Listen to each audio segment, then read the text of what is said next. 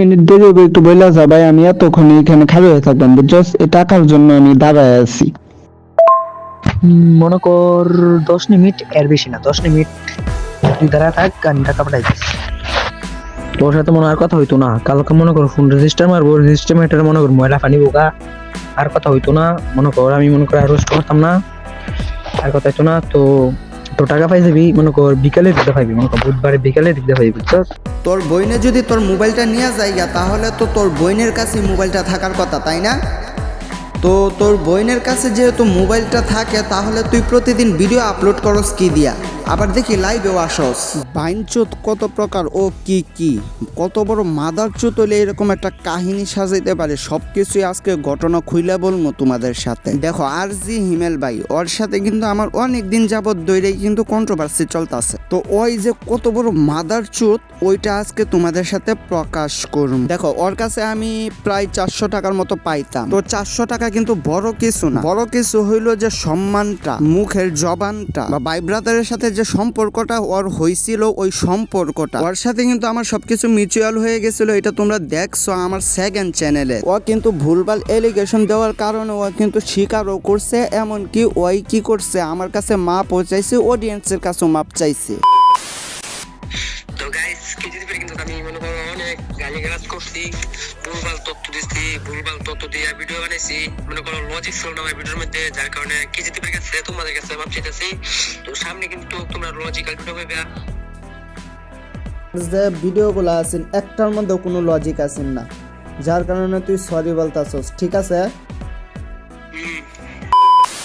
তো গাইস দেখতেই তো পাইলা, ওই কিন্তু আমার কাছে মাপ চাইছে, অডিয়েন্সের কাছেও মাপ চাইছে, মানে বিষয়টা সম্পূর্ণই কিন্তু মিউচুয়াল হয়ে গেছিল তার সাথে। তো এখন বর্তমানে কাহিনীটা কি করছে জানো? ওর কাছে আমি 400 টাকা পাইতাম, তো 400 টাকার মাঝে মনে করো যে 100 টাকা সে আমারে দিছিল, আর 300 টাকা তার কাছে আমি পাই। তো একদিন তার কাছে আমি টাকা চাই, ও আজকে না কালকে, কালকে না পরশু, বা ফোন দিলে ফোন ধরে না, বা মেসেজ দিলে মেসেজের রিপ্লাই দেয় না, বা 2-3 বার যদি ফোন দেয় তাহলে ফোন নাম্বার ব্লক লিস্টে ফালায় দেয়। ওকে ডান, ওইরকম করসই, সমস্যা নাই। কিন্তু তারে একদিন আমি মনে করো যে 1টার দিকে বলছি, ওই তুই আমার টাকা দেস না, টাকা দিবি কবে? তো কথাটা তারে আমি জারি দিয়া বলছিলাম। তো ওই কি করছে, ওই আমার বলছে যে তোরে আমি 10 মিনিটের মধ্যে টাকা পাঠাই দিতেছি, মানে আমার বাড়ি থেকে বাজারে যাইতে 10 মিনিট সময় লাগবে, তো এই 10 মিনিটের মধ্যে তোরে আমি টাকা পাঠাই দিতেছি। আচ্ছা ভালো, ও টাকা পাঠাই দিব। তো এইটার জন্য আমি কি করছি, আমি বাজারে দাঁড়ায় আসছিলাম যে ওই টাকাটা যেহেতু বিকাশের মাধ্যমে পাঠাইবো, তো আমি এইখান থেকে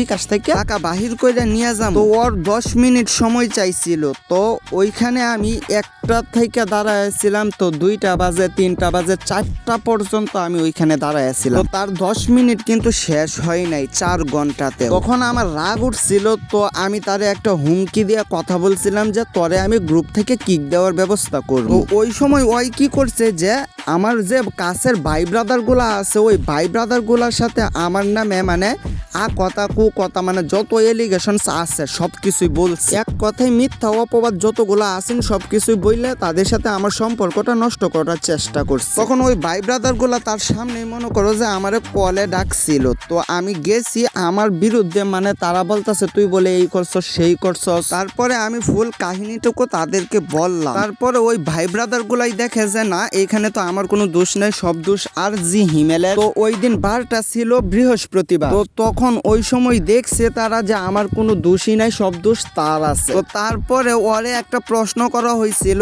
যে কিরে তুই বলছো সব দোষ ওর, এখন দেখতেছি না সব দোষ হইলো তোর। তো এই কথাটার জবাব দিতে না পাইরা ওই কি করছে, কল কাইটা চলে গেছে। তো পরের দিন সকালে ওই কলে আবারও আসছে। তো ওই টাইমে তারে ডিরেক্ট বলা হয়েছে যে তুই টাকা দিবি কবে? তো ওই দিন বারটা ছিল শুক্রবার। তো ওই দিন ওই বলছে কি যে আমি তোর টাকাটা বুধবারে দিয়ে দিব। জানি যে টাইমটা একটু লম্বা হয়ে যাইতেছে, তারপর আমি এখন বর্তমানে একটু অভাবে আছি, তো তোর টাকাটা আমি বুধবারে দেয়া দিব। তো আলহামদুলিল্লাহ ভালো কথা বলছে, একটা টাইম দিছে। তো এখন এই টাইমটা আসতে মানে বুধবার আসতে ওই কি করছে, আমারে হাসান বাইরে মানে যারা যারা ওই জায়গায় ছিল তাদেরকে কি করছে ব্লক লিস্টে ফালাই দিছে। আজকে ওই লাইভে আসছিল, তো লাইভে থাকা অবস্থায় ওই কি করছিল, একটু হোয়াটসঅ্যাপে ঢুকছিল। তো হোয়াটসঅ্যাপে ঢুকলে তার এই কাহিনীটা প্রকাশ হয়ে যায়, ওই যে ব্লক লিস্টে ফালাই দিছে। এখন সত্যি করে তোমাদের তোমাদের কাছে আমি একটা কথা বলি, তো ওই যে 300 টাকা নিয়ে এটা কাহিনী করতেছে, এটা কি জন্য জানো? আসলে মনে করো যে তার মা ছিল পতিতালয়ের মাঝে,